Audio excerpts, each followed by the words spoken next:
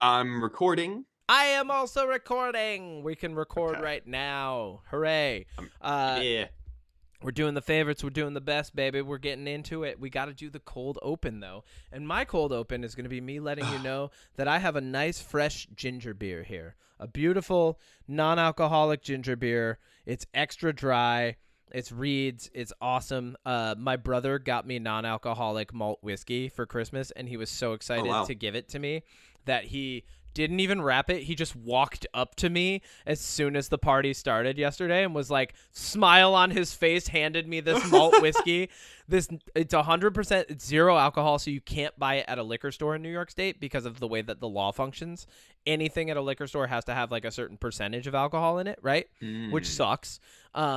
But he bought it at the beer store because beverage centers, which sell beer, are different from liquor stores in New York State. Great laws that make sense. Great laws. Yeah. We love these laws. They make so much sense. Checks So out.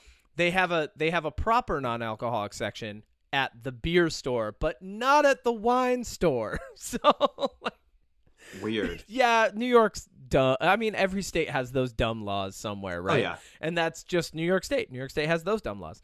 But he walked up to me with this, and I was like, oh, my God, this is amazing. And, of course, here's the thing. I used to be a whiskey connoisseur. I don't know if you knew this, but Matt Pfeiffer and I were in a whiskey club, right? Like, we would drink some of the best, most exclusive and rare whiskeys in the entire world on a weekly basis, right? Like, that was part of our lives. And then I'm sober. and all of a sudden just whiskey's off the table, baby. Like, so to have my brother walk up with that, I think the reason he was so excited, my brother Colin, my only blood sibling, but you know, like he's my brother. Like, we're closest in relation, we're closest in age, other than my stepsister. But so he walked up, just big smile on his face, handed me the whiskey, and I was like, okay, cool. And we tried it. And like, yeah, it's a little tepid. Like, it's not the same thing, but it still has like those flavors and that hint of like malt and a little bit of peat. And it was good. And it has a little sweetness to it, almost like the consistency of like a tea, like a more viscous tea, which was cool. I like that because that's a lot of like when I go to drink something other than water or coffee, that's kind of what I'm into. And then I was like, I had the brilliant idea. I was like, all right, let's put 2 ice cubes in this. Let's pour what we would normally pour for a mixed drink and then throw the ginger beer over it. And it was beautiful. That was my little Christmas cocktail, little Christmas mocktail. It was nice. Hey, whatever works, right? Exactly. Do you have any Eggnog. stories for me about Christmas No, I am kind of a Grinch. or the holidays? I don't like Christmas. What about I don't Yule? like Do you like I Yule? don't like I don't like the holidays. I am kind of a Grinch when it comes to Christmas. I don't like Christmas music. I don't like a lot of Christmas movies. I think the holiday is dumb. I just don't like it. Yeah, I've really taken into like saying Merry Christmas and Happy Yule because I do think that they're separate things and both deserve a little bit of credence, Yeah, I don't know. I've honestly, holidays in general have never really been my thing. Yeah. So No. You know how there's the joke that you get socks for Christmas? I got socks for Christmas. So one year. here's a funny story. So I told you how my brother and I had like a disagreement earlier this week, right? Mm-hmm. So my brother Isaiah and I had a pretty big disagreement earlier this week, and he came up like, obviously Christmas is here. We both apologize to each other. All's well that ends well, right? Which is great. That's like the best ending that you could hope for when you're having a disagreement with a sibling. But then, and he's like, I got hats off to this kid. He got me socks for Christmas, but the socks say on them, I'm not for everyone. Which That's is awesome. so fucking good. And I opened them and I just looked across at him and I went, nice. And he was like, That's good. it was such a good and there was so much chaos around people opening presents going on that like it was just like this nice little moment of he and I like recognizing in each other like, yes.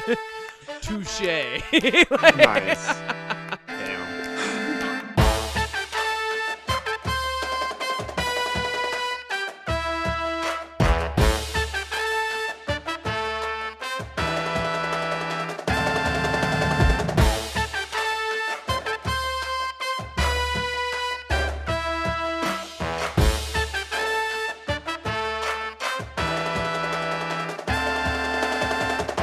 All You ready to clap? I'm ready to clap. All right, let's hit it, man. 1, 2, 3. Beautiful. Welcome both hands back. now. Huh?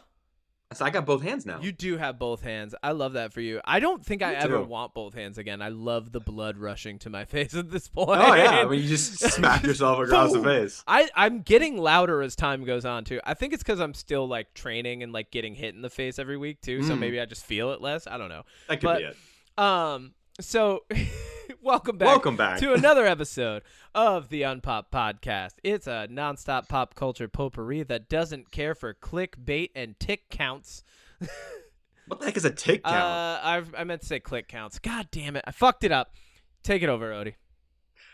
I am your co-host, Odie Matthews, the chef cooking up content, they, them, and with me as always, and only, because it's the only one here, is you. Your Who are you? Captain Christmas cookie cutter, Kevin Minor, El Capitan todo lo siempre, con los galletes, he, him. I think we both fucked that. We did, yeah. All right, let's go into the best things of the year. This is the last one of the year. It's the recap. Yep, we're recapping our favorite things, and here's the stipulation, jumping right into it. We said favorite movie, favorite TV show, favorite like musical artist / album, right? But you can only pick one. So if you're picking an artist, it's that artist. If you're picking a movie, it's that movie. If you're picking a TV show, it's that TV show. And the reason that I like that we did this is because then there's no room for us to just veer off into all the other things that we liked, because we talk about that all the time. So it's a nice, and not only that, like I feel like if you say your favorite at a moment in time, that doesn't mean your favorite forever. It means your favorite as you're thinking about it right then and there, right? So like I like that we're creating, we're creating a little snapshot of where we're at with the year 2023 via the things that we have consumed in pop culture. Let's kick it off. I'm going to let you pick. Which one are we doing first? What? I'm going to add one thing on top of that. And then after that, we're going to speed run what we are going to watch or what's coming out next year. Let's do that. Yeah. So we're going to do that after we do our favorites. All right. So which one do you want to start with? Favorite movie, TV show, or music? Okay. Because I'm going to want to talk like a little bit about each of these. I would say let's go album, show, movies. Okay, beautiful. Movie. I'm going to let you go first on all of them. Okay. Album this year was really not a hard one for me to pick. It's Post Malone, Austin. That is my favorite album of the year. I love all of his music, but that to me really just stood out as like a banger all the way around. Yeah, Posty did a great job on that album. Yeah, for sure. And is there a particular song off that really like cemented Nova it? Candy. Nova Candy, yeah. So that's a good one. Because I'll be honest, Post Malone is one of my favorite artists. He was in my YouTube rap, Spotify shit, but his last album didn't do it for me that much. I couldn't even really name a single song off of there. I listened to it a lot to try to like it, and it was good, but it didn't really stick out to me. You know, nothing has really stuck out to me from him as being like really, really good since Beer Bongs and Bentleys. And not saying that his other music hasn't been good, because I fucking love it. Interesting. But this album to me, it just came at a perfect time for me, because it literally paints a picture of like it just makes me feel good. Like his music, all of it just makes me like it can get me out of a funk. And Nova Candy is just, it was like kind of my anthem for the last bit of the year. Anytime I was feeling like a little sad, I would put on that song, because it was, I don't know. Oh, that's nice. That really, it shows you where he's at as a person. And I think it's really good that he can do that and resonate so well with his fans at the same time. The one thing that I'll say about that album, just to add to the conversation, is like around the time that album came out, he also was doing like his interview with Call Her Daddy. He was going on tour, and at the same time finally procuring and purchasing the world's most expensive Magic the Gathering card. I mean, this man had a pop culture, like, we all know fucking T Swift got Person of the Year, but Posty was a cultural icon amongst icons this year in so many realms. Absolutely. Yeah.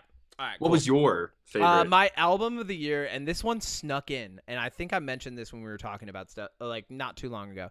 This snuck in at the end of the year. It snuck in October, and somehow made it to like my most played within a month, right? Because Spotify Wrapped comes out at the end of November, right? End of November, early December, you get your Spotify Wrapped. They're crunching all the data. They send it back out to you.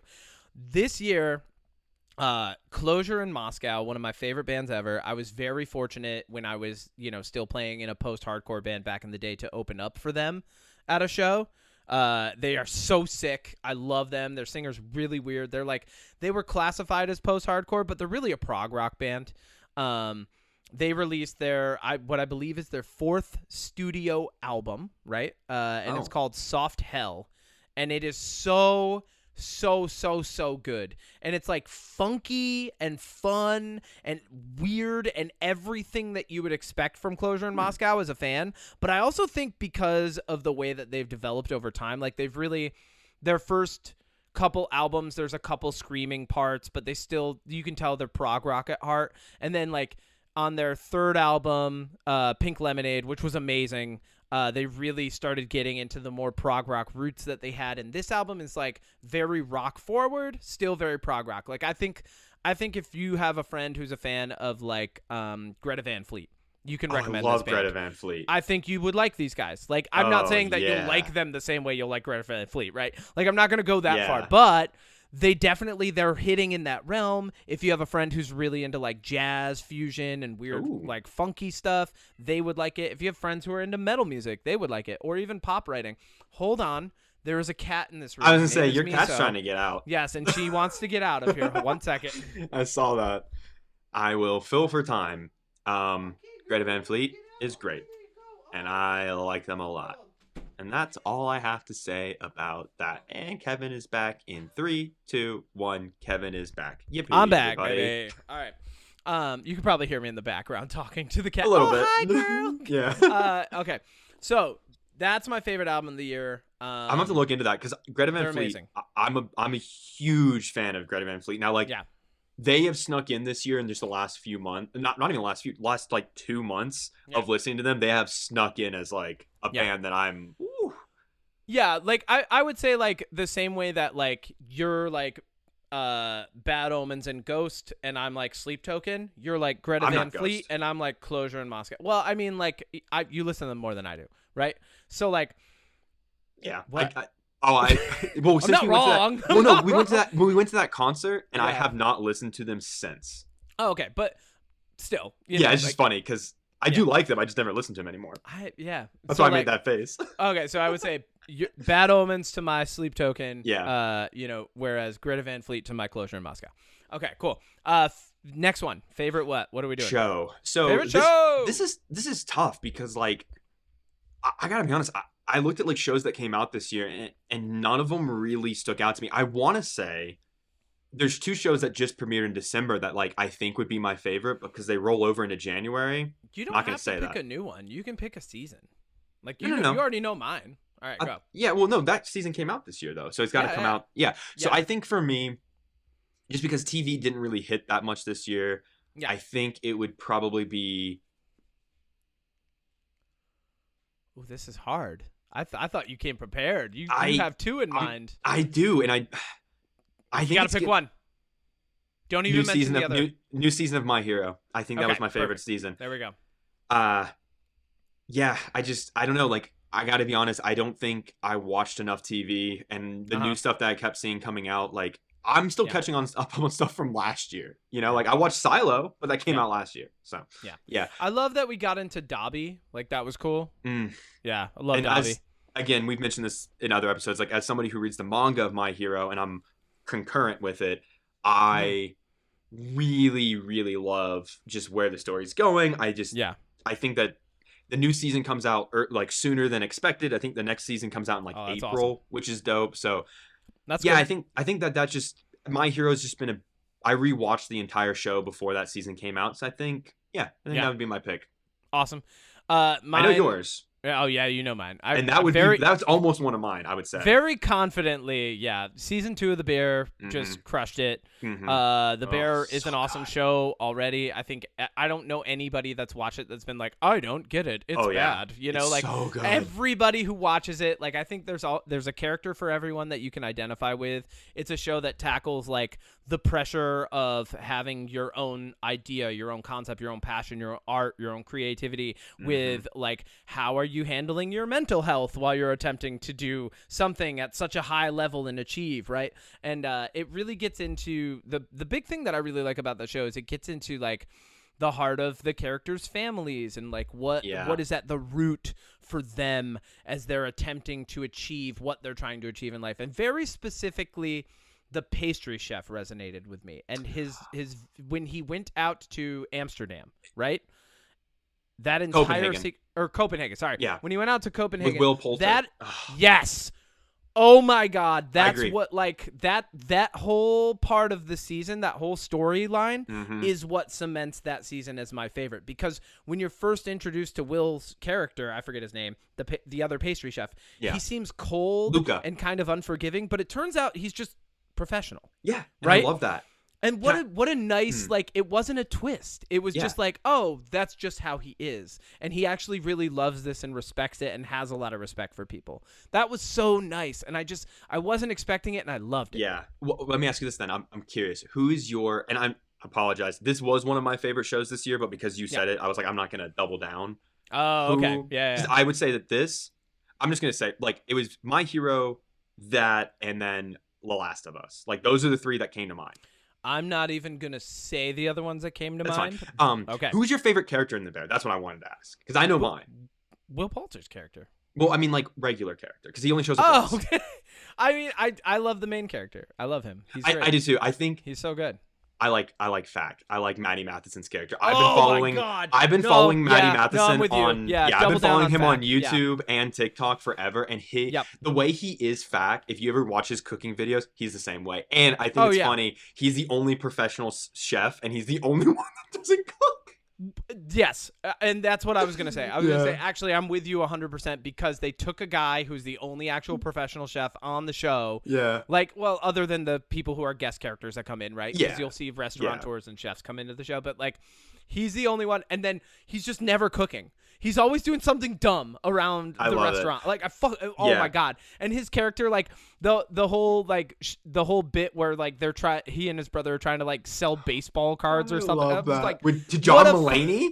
So funny. Yeah. Dude. John Mulaney's like, I'm going to give you $500, and I just want to see what you're going to do. Dude, like, oh, my God. So the other thing I want to say good. about The Bear real quick is why I think it's such a successful show, and this is definitely a subjective opinion. Yeah. The casting director is a woman, and I think she has done a very, very good job of capturing people. Because I think Jeremy Allen White is sexy as fuck, dude. Like, him and Will Poulter are, if you ask any, like, straight guy, they'd be like, oh, they're not attractive. But this casting director casted towards, like, the female gaze. I think that's the technical term for it. And I think she did a really good job because every, like, AFAB person and even, like, queer person that's AMAB that has seen this show agrees that Jeremy Allen White and Will Poulter are just two sexy fucking dudes. Oh, yeah, for sure. Here's the thing. I'm a comfortable, straight-ass man, right? I'm comfortable as fuck. Yeah. And I will tell you, like, I've looked at the guy and been like, he's kind of like a weird hot, you know? Yeah. He's like a weird hot. He's like, weird hot. And I feel way. like I know, like, girls who would say the same thing about him. You know, I feel like I know women who would be like, oh, yeah, he's like, you know, he looks a little different, unique, but he's good. He's good looking. Oh, yeah. And dude, and let's be real. Dude's got biceps and triceps for days. That's what's really. I love his tattoos. His guns are guns, baby. I love his the character's tattoos, like all the sticker tattoos he has. I just so good. Yeah, Bear's so good. And renewed for season 3.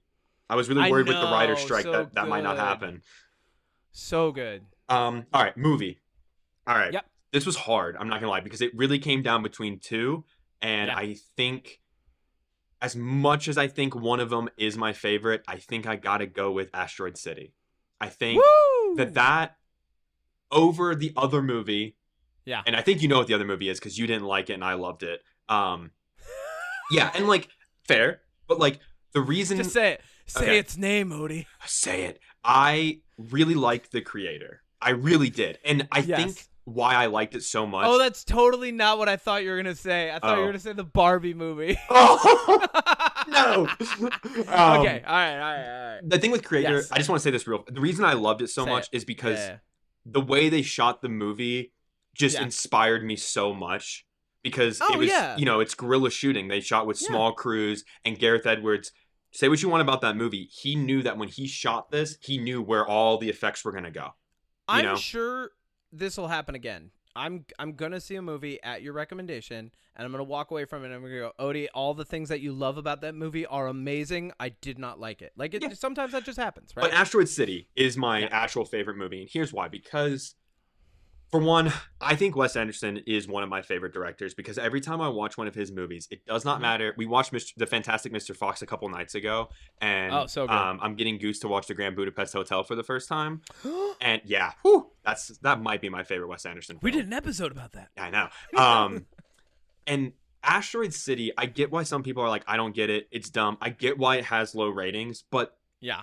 why I love Wes Anderson is I feel like he's just really good at telling a story that doesn't need a plot, because if you look at the plots of his movies, they're very, very like, they're under the surface. They're not always there. A lot of his writing and Yes. plot to me is through the characters and the dialogue Yes. and the interactions. And I think Asteroid City just has some of the best actors bouncing off each other that I've just seen in a really long time. And Yes. I just, every minute of that movie, I'm just like, yes, yes, yes, yes. Wes Anderson is so good at taking a low concept, right? That's the industry term, right? So you have high Mhm. concept, like Rebel your big Moon. Star Wars stuff, your blockbusters. Sorry, and then you got, I'm drinking ginger beer and now I'm burping. No, you're good. So you got your high concept stuff, right? You got your Star Wars, you got like your blockbuster stuff like that, and then you've got your low concept, right? Yeah. And the low concept stuff that he picks, he then elevates into his own, like I almost want to say pastiche, but that Mhm. might not even little. be it. Like it's his own style, right? Yeah. His own jouissance. Yeah, that's the word. Yeah, he's got his own essence of like art and creativity that goes into this low concept thing that ends up being it elevates the low concept to a point of art. Yeah. Right? And that's, yeah, so I'm with you on that. And I can agree with that. I think Asteroid City to me this year just was one of the movies that I walked into with no expectations because it's Wes Anderson. So I was like, this, I'm going to like it. Like I like all of his movies, but I walked out of it and I was just like, wow, that made me just feel good. And I will say, Yeah. honorable mention, and this was also a contender, Godzilla -1 would be third on that list. Oh, Genuinely. I still need to see it. But yours. Okay. Yeah. Mine, and I'm saying it hard once again. This one squeaked in at the end of the so year. I think curious. this was also October. But The Killer. Oh, right. was such a good movie from David Fincher, and I love David Fincher. I'm gonna watch and that today. Honestly, I kind of needed that. Like, it was in a year where like all of the dialogue around movies, like I loved the D&D movie earlier this year, yeah. but it was a roller coaster and it was like a fun time, Mhm. and that was it. It's a romp. right? It was a romp. And then like, you've got your like Spider-Man Across the Universe, Barbie, Little Mermaid, Yeah. Oppenheimer, like all these things that are coming out. The Creator. We both saw like a lot of good stuff in theaters this year. But I would say like I was sitting on my couch at home and I just consumed all of The Killer in one sitting, like very quietly by myself. It was the most focused I was. He does a very good job in that film of drawing you in and making you like think as the movie's happening. Yeah. So I really enjoyed that. Michael Fassbender's just a great actor. I love Michael Fassbender. What a great pick for that character. Every other character in the movie is believable and only says meaningful things. And the dialogue in it is relatively minimal. Ooh. Like there's more dialogue where it's necessary, and that's about it. I So need to there's a watch lot it. of this movie where you're just kind of watching what's happening, and it's really good. Yeah, a big recommendation on The Killer. Definitely my best of 2023. I actually, as I was looking up my favorite, like I was trying to find, this was probably the hardest one because I was like, like I was looking at all the movies and I was like, none of those are like I sticking agree. out to me as like a best movie. And then I was like, oh yeah, The Killer. No, that was really good. And it's only rated a 6.8, which for me, based on how things that I love usually get rated, kind of tracks. Like all of my favorite movies usually fall somewhere between, like when you're looking at like the general masses opinion of them. Yeah. Like all of the movies that I love kind of fall between a 6.5 and an 8. Right? I see that. Yeah, I mean, like, Asteroid City is all of my 6.6. favorite Yeah, so like exactly. Yeah. And all of my favorites, and I think that's just, it's not because I'm like in some brilliant echelon of people who are, or that I'm of some lower quality of viewer, but like that I'm just like I'm somewhere there on the bell curve of people who are viewing for multiple purposes. I agree. I mean, Yeah. when I looked at the movies this year, like I liked a lot of them. I liked Barbie. I liked Spider-Man. I liked Godzilla. I liked a lot, but like, Yeah. one that really stuck out to me as like that was cream of. I mean, I don't know if any of them really do. Yeah. Let me ask you this. I'm going to throw one special little curveball at you. Okay. What is your least favorite movie of the year? We already talked about it. What do you mean? We talked about it. Let's say it on three. I don't think we have the same one. Okay. So 1, 2, 3. Expendable. Rebel Moon. Rebel Moon. Yes, that one. Yeah. Yeah, no, Yes. it was. I just wanted to say it again. Rebel Moon It was sucked. so bad. All right. Yeah, so bad. All right. Great year. I mean, for the most part. I also forgot Yeah. that the One Piece show came out this year, but I forgot about it. So, That was not my favorite show. Like, No, I forgot it came loved out. it. I loved it, but it still is not in front of The Bear. no. Like, and I really thought about that too. I was like, I loved it. Like, favorite anime adaptation, and we've talked about this before. Just because something is my favorite of something doesn't mean that I will give it the bias type credence to elevate it above other things that I know are just better. Yeah. I agree. So like, and I know we're talking favorites here, but I really wanted to highlight something that I think is of a quality that is above the rest, and I think The Bear really hits that quality. I would honestly say, I know I picked mine, but it's just because I didn't want to double down. But genuinely, I would say Bear. Like, I would agree with you on that. Oh, good. It's the best show of the year. 100%. I watched You should have said it. We're okay to double down. I didn't know on if we this. Like, could. it's okay. Because I watched. Yes, we can. So the Bear season 2 premiered, and the whole show came out, and I'd never seen it. I'd never seen season 1. I'd never seen season 2, and then I think it was either you or somebody else was like, "Oh yeah, you should watch The Bear," and I was like, "All right." And I flipped it on one day, and then I think I finished it in like 2 days, like the whole season 1 through 2. Like I just Well, and then the episodes are shorter too. It's a half an hour. and then I watched which it is great. again. Like less than a week later, I rewatched the entire show because Goose was like, "Oh, I want to watch this," and I was like, "Let's do it!" And I watched it again. Yep. So good. so- I love that show. Yeah. Now let's. So let's both just say best show of the year, The Bear. I agree. Okay. Okay. Unpop seal of approval. First ever official seal of approval. I love The it. Bear. Okay, so next year, I wanted to mention this because we've talked about this before on the pod. Let's speedrun it. I'm diving into an endeavor that I do every couple years where I try to see every big movie that comes out. So not every movie, every big movie that's released in theaters. So real quick, I want to give us an idea of what's coming out next year. In January, there's only 2 movies. The Mean Girls adaptation musical. Wait, hold on. Before you get into this, one, are you going to see every single one of these movies that you're listing? Yeah, the movies I list are the ones I'm going to see, so it's going to be on you if you're going to go see them. Yes, I want to clarify this for listeners. Odie will be seeing all of these movies. Yes. They will see all of them, and I will only see some of them. Yes. And some of them that I say I will see, I still might not. Yes. But Odie will see all of them. Go. In January, I forgot. There's only one movie that's coming out that I'm going to see. It's called Night Swim. It's a horror movie. Looks pretty good. Okay. Cool. Jump down to February. We have Argyle, which I'm going to see. I will see that. Madam Web. Oh, interesting. And yeah, that's it for February. Okay. I think a lot of those are going to depend on, like, some of them, not a lot, but I think some of these are going to depend on what you say about Argyle, I think will be genuinely good. It's got Sam Rockwell and it's Matthew Vaughn. Henry Cavill and Henry. Dude, it's stacked. Yeah. Samuel Jackson, Bryan Cranston. It's stacked. I'm in. And it's got a cat. It's got a cute cat. Yeah. I mean, the first 2 months of the year are usually pretty dull. So we get into March and we have A Quiet Place Day 1. Nope. Dune Part 2. Yep. Spider-Man Beyond the Spider. There's no way that's coming out in March. They haven't even animated it. I'm not going to include that because they literally even announced that won't come out for like years. I don't know. So Quiet Place, Dune Part 2, Ghostbusters Frozen Empire. Nope. and Kung Fine. Fu Panda 4. No. Then we get down into April, and there's Okay. only like one big title that I can see, and that is Godzilla X Kong: The New Empire. I'll probably see that. I'll probably see. I mean, I'm going to see it. Just for the sake of like, roller coaster ride. I think there are some movies, like we talk about this a lot. It's a roller coaster ride. I'll probably see it in theaters because that's the best way to consume it. And then I might never watch it again unless someone makes me watch it or like brings it up and they're like, I really want to watch that. And we got time, 100%. I just exited out of my list. Hold on. Technical difficulties. All right, here we are. Okay, so then we jump down into April. That was April. We're in May. Okay. The Fall Guy with Ryan Gosling and Emily Blunt, where he plays the stunt performer who has to go on a real mission to save somebody. It's Ryan Gosling, Yes. so I'm going to see it.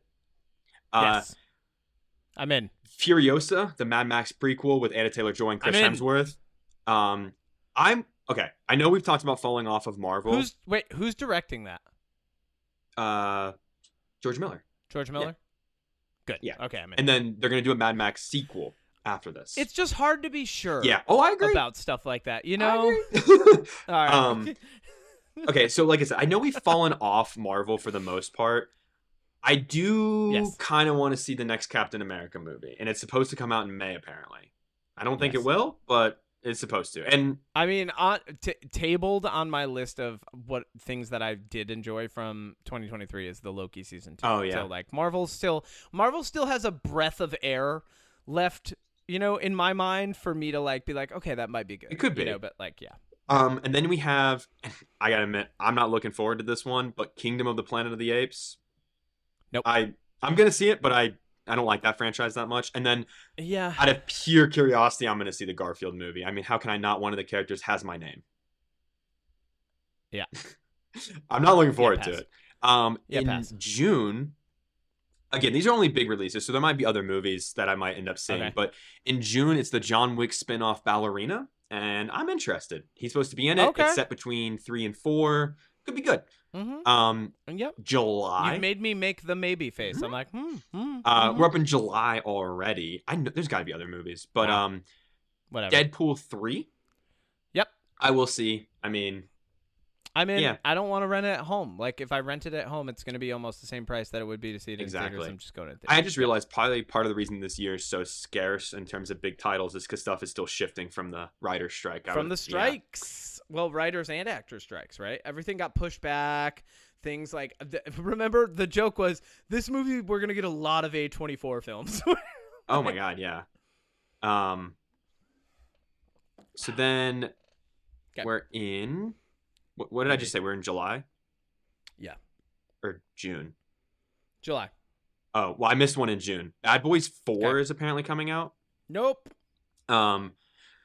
So I love Martin Lawrence, but nope. Oh, and Inside Out too, but I honestly... Oh, I'll probably see that. Okay, I'll probably see it too. All right, Yeah. July. Okay. Despicable Me 4. Okay. Nope. Venom. Actually, no. Venom 3. Okay, No. I just want to quickly say, I love Tom Hardy, yeah, but no. the other night, I got super high and I watched Venom: Let There Be Carnage, and I gotta say, It's so bad. that is 100% a guilty pleasure movie now. That movie is unintentionally so fucking funny. Unintentionally. Oh, yeah. It is. Oh, yeah. I will watch that again 100%. It's so bad, though. I'll watch it when I'm high because that movie made, Okay. even Goose was like, this is kind of funny bad. And like, they don't usually Yeah. like that kind of stuff. Okay. So out of pure curiosity, I got to see Venom 3. Okay. And then again, out of pure curiosity, the Twister sequel, Twisters. Pass. Yeah. I mean, I'm interested. August, we've got the Borderlands movie from Eli Roth. I'm in. I'm into. It's got. You should look up the cast when you have a chance. I know nothing about Borderlands, but I'm excited. You know what? I honestly want to go into it as blind as possible. I think I'm gonna watch a lore video, but I'm not gonna watch any trailers for the movie and just see. Don't watch a lore video. Oh. Just go in as blind as possible and see if it makes sense first. Gotcha. I like that idea.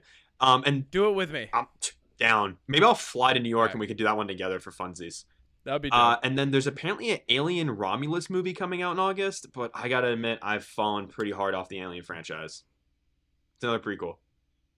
I'm trying to think of how Prometheus and Covenant? I guess No, I'm trying to think of how Prometheus and Romulus fall into the Well, you same. got Alien So we Covenant got after Prometheus, Covenant, Romulus. I really wish they had been more consistent with the naming, because like yeah. Prometheus, right? You've got Promethean man, but then you also have Prometheus, like the deity, right, or the demigod, right? Mhm. What is it? And then you've got Covenant, which is like more of a biblical With thing. Danny It's like McBride. a Yeah. a religious term, and then you've got now Romulus, which is the name of the person who killed his brother to found the empire, the Roman Empire, right? Romulus and Remus. That's the myth, right? And they were born of wolves, and they fought each other. But like those things listed in that order kind of don't match up in a way where like I'm like, oh, you could have been spinning a They thread this whole time. transformed it Anyway. where they made too many prequels Yeah. that don't line up with the other movies. Yeah, too much. All right. And then at the end of August, and I unintentionally am actually excited for this, the Kraven the Hunter movie with Aaron Taylor Johnson, because I think he's awesome. I'm excited because it visually looks good. I think he would make a great James Bond. I agree. All right, into September. Yep. Beetlejuice 2 with Michael Keaton and Yeah, I'm in. Jenna Ortega is in that one. I'm glad that it's coming out in September. Is it later September? September 6th. Oh, so not full on spooky season, but like the beginning of spooky season. I guess you know what that does though is that gives it enough time to generate hype into October. So I get the release date. Okay. I just peaked in October and there's not a lot of horror movies, so maybe that'll have a run. Wow. Also in September Probably. is the animated Transformers 1 movie. Now this, Okay. I don't like Transformers movies that much. Yeah. Chris Hemsworth is one of the voices. There's another really big voice, but this is like an animated prequel, like how Optimus became Optimus, how Megatron became Megatron, like Cyber. It's all based on Cybertron. No fucking stupid humans, no Michael Bay-ness. Yep. Could be good.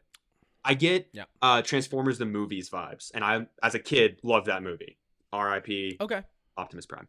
And then I won't see this, but I just am surprised that another one's coming out. Another Saw movie is coming out. Pass. And I don't like those movies. I didn't see the one this year. No, I didn't either. Yeah. Oh no, I did. Yeah. I did watch the one this year, and I didn't like it. Oh. It's too gruesome for me. October, the Joker sequel, which I guess I should watch the first one. Yes. Actually a good movie, objectively, right? Not anything that like I was like, wow, that was good, but I wasn't like blown away. Like it wasn't a favorite of mine. I was just like, wow, that was good. All right. I'm gonna watch it. I read something, I didn't know if it was 100% true, that it's going to lean into musical, being more of a musical.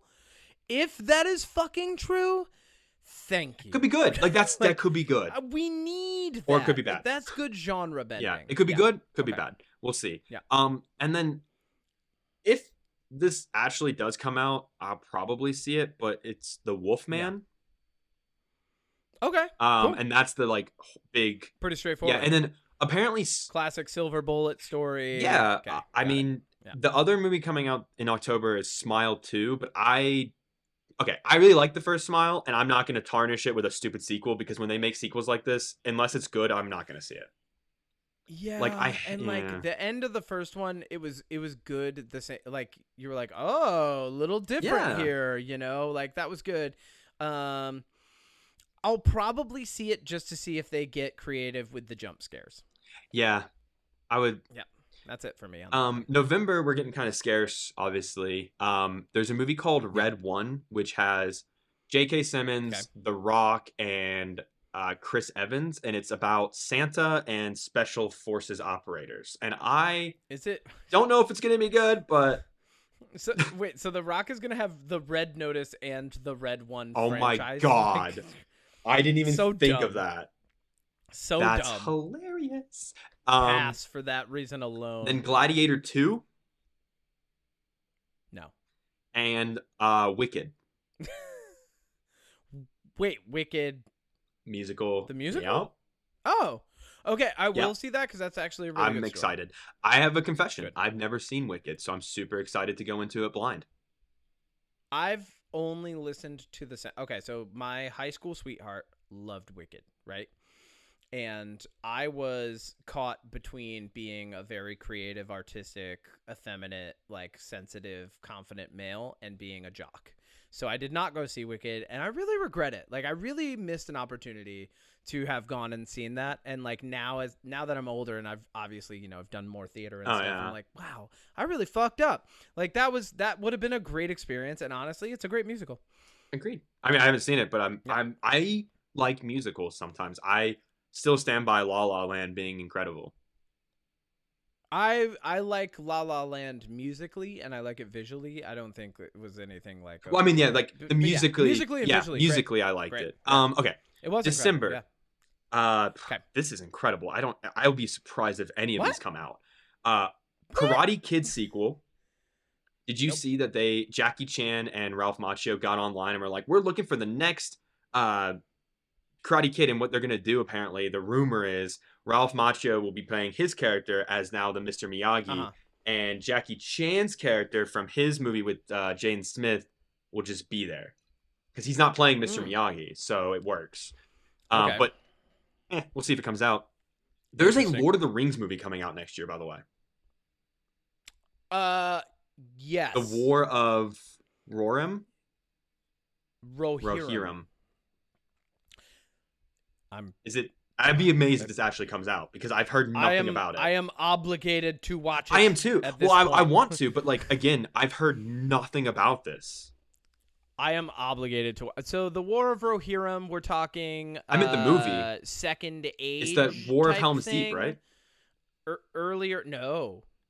That's what it says. This is well before. No, the War of Rohirrim should be well The before. untold story behind Helm's Deep, the fortress at the center of the two towers. It's animated. Oh, it's animated. Okay, that's why. Oh, okay. That makes sense. So I was like, because I've right. heard nothing about this in terms of casting and stuff. Yeah, I haven't heard anything about this. If it's a retelling of Helm's Deep, specifically, like more in depth, but like a lot of the characters that we love from Lord of the Rings, and it's animated, like cool, good take, right? I'm always a proponent of this could have been an anime, and then, but also if it's a retelling of a story that sort of paints the backdrop of Helm's Deep, I'm actually more in, because that is like that's an epic story through and through. Yeah. I'll have to, I mean, I'm going to rewatch The Lord of the Rings next year, so maybe I'll watch it and leading up to that. Two more. I rewatched it twice this year. God. Two more. We got Sonic the Hedgehog 3. I will watch that. Those are good movies. They're fun. They're dumb. And then, again, I'm not a Marvel fan anymore, but I will watch the Thunderbolts movie because it's got a really good cast and it's like Marvel's version of Suicide Squad. And there's a rumor it might be rated R, which would be dope. If it's rated R? If it's rated R, I'm definitely If it's rated anything less, I'll watch it when it comes to stream. And that is pretty much all of the big hitters. There might be more. Obviously, things are in shambles next year because of the writer and actor strike. Yeah. Pay people fair wages. And I'm glad it's over, and I'm glad that, everything worked out. Oh my God, I'm an idiot. I'm sorry. I missed probably the biggest movie next year, and I know you're excited to see it too. The Beekeeper with Jason Statham comes out in January. This podcast is over. What? You were so excited. We're done. Yeah, no. No jam. Nope. The bees are coming. We're done.